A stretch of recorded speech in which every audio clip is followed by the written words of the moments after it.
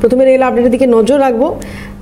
রেলের তরফ থেকে আগেই ঘোষণা করা হয়েছিল অন্তত এক সপ্তাহ আগে, এবং নোটিশ দিয়ে বলা হয়েছিল যে আগামী শনি এবং রোববার অর্থাৎ আজকে এবং আগামীকাল 52 ঘন্টা টানা কাজ চলবে দমদমে, এবং সেই কারণে 143টি লোকাল বাতিল করা হয়েছে। স্বাভাবিকভাবেই বিভিন্ন স্টেশনে সমস্যায় পড়তে হচ্ছে নিত্যযাত্রীদের।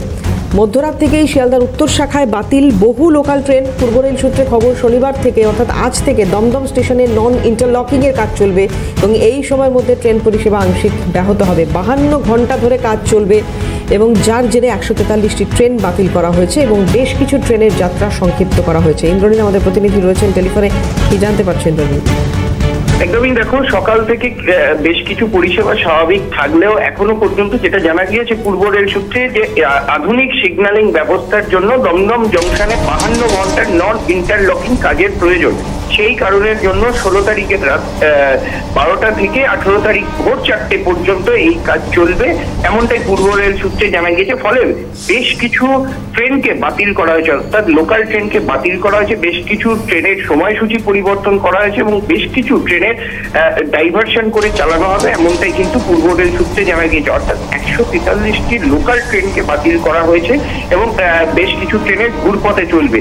আর হাওড়া ডিভিশনে এখনো পর্যন্ত স্বাভাবিক পরিষেবা রয়েছে এবং সকাল থেকে সেই পরিষেবা স্বাভাবিক রেখেই চলছে, এমনটাই পূর্ব রেল সূত্রে এবং দক্ষিণ পূর্ব রেল সূত্রে জানা গিয়েছে।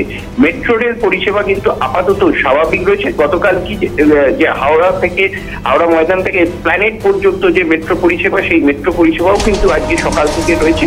রবিবার দিন সেই মেট্রো পরিষেবা বন্ধ থাকবে, এমনটাই কিন্তু মেট্রো রেল সূত্রে জানা গিয়েছে। এবং আগামীকাল পরীক্ষা রয়েছে, সরকারি পরীক্ষা, সেই কারণের জন্য দুটি স্পেশাল ট্রেন কিন্তু চলবে। নর্থ সাউথ বাউন্ডের যে পরিষেবা, সেই পরিষেবা কিন্তু চলবে, অর্থাৎ সকালবেলা থেকেই চলবে, এমনটাই কিন্তু মেট্রো রেল সূত্রে জানা গিয়েছে। আপাতত পরিষেবা স্বাভাবিক, এমনটাই কিন্তু জানা গিয়েছে। এবং আগামীকালকেও কিন্তু হাওড়ায় বেশ কিছু কাজের জন্য বেশ কিছু ট্রেনের সময়সূচি পরিবর্তন করা হয়েছে এবং কয়েকটি ট্রেনকেও বাতিল করা হয়েছে, এমনটাই কিন্তু পূর্ব রেল সূত্রে জানা গিয়েছে। দেবারতী, ধন্যবাদ ইন্দ্রনীল।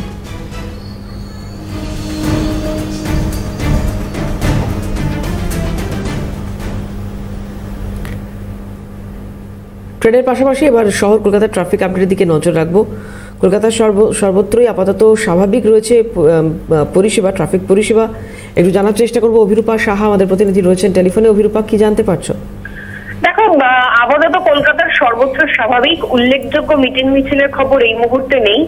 যেটা লালবাজার ট্রাফিক সূত্রে খবর যে আজকে সেই অর্থে মিটিং মিছিল না থাকার দরুন উত্তর থেকে দক্ষিণ সর্বত্র যান চলাচল নিয়ন্ত্রণে কোনো রকম সমস্যা হবে না। আপাতত সর্বত্রই যান চলাচল স্বাভাবিক এবং মসৃণ গতিতে হচ্ছে। ফলে যারা বাড়ি থেকে বেরোবেন নিত্যযাত্রীরা, তাদের কর্মস্থলে পৌঁছতে সেই অর্থে কোনো অসুবিধার সম্মুখীন হতে হচ্ছে না, এমনটাই বলছে লালবাজার ট্রাফিক কন্ট্রোল। দেবারতী, ধন্যবাদ অভিরূপা। উল্লেখযোগ্য মিটিং মিছিলের খবর নেই এবং উত্তর থেকে দক্ষিণ সর্বত্রই যান চলাচল নিয়ন্ত্রণ এবং স্বাভাবিক রয়েছে বলে এখনো পর্যন্ত জানতে পারা যাচ্ছে।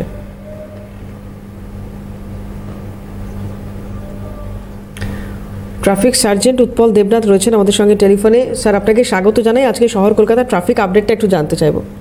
নমস্কার, ট্রাফিক কন্ট্রোল লালবাজার থেকে সার্জেন্ট উৎপল দেবনাথ বলছি। এখনো পর্যন্ত শহর কলকাতার যান চলাচল সর্বত্রই স্বাভাবিকই আছে, কোথাও কোনো যানজটের খবর নেই বা এই মুহূর্তে শহর কলকাতার মধ্যে কোনো রকম মিছিল মিটিংও নেই। আজকে সারাদিনের গুরুত্বপূর্ণ মিছিল মিটিং এর মধ্যে উল্লেখযোগ্য বেলা 4টে নাগাদ একটি প্রসেশন, যেটি লেনিন স্ট্যাচু ধর্মতলা থেকে বেরিয়ে লেডি ভবন কলেজের সামনে পর্যন্ত আসবে পার্ক সার্কাসে। এখানে 600 থেকে 650 মতো কালেকশন হতে পারে। ট্রাফিকের তরফ থেকে আমরা উপযুক্ত ব্যবস্থাপনা রেখেছি যাতে নর্মাল ট্রাফিকের উপরে বড় কোনো প্রভাব না পড়ে। এছাড়া আর যেহেতু বড় কোনো মিছিল মিটিং এর খবর এখনো পর্যন্ত আমাদের কাছে নেই, তাই আশা রাখি বাকি সময়টুকু শহর কলকাতার যান চলাচল স্বাভাবিকই থাকবে। নমস্কার, অনেক ধন্যবাদ আপনাকে।